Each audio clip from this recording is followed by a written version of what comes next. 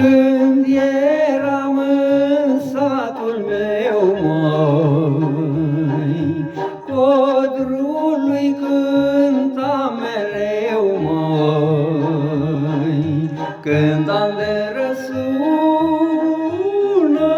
până de cu zor și până seara. Cântam de răsună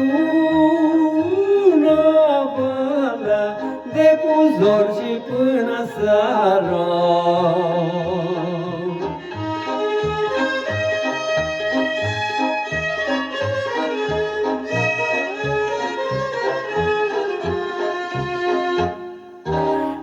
Mierlița mă asculta, măi, frunza-n codru fremăta, măi, florilor cântam cu drag, mă, Maica m-a ascultat din prag, măi, florilor cântam cu drag, mă, Maica m-a ascultat din prag, măi.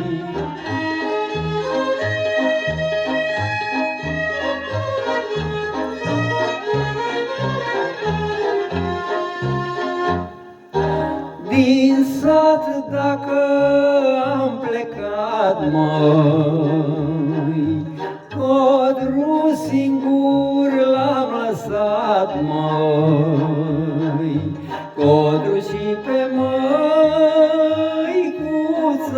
mă, n-are cine mai cânta, măi, codru și pe măicuța,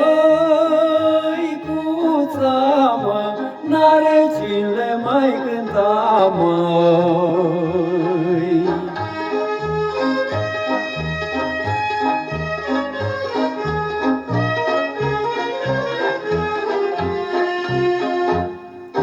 Și de aici din depărtare îi trimit mamei scrisoare, codrului cu măricele,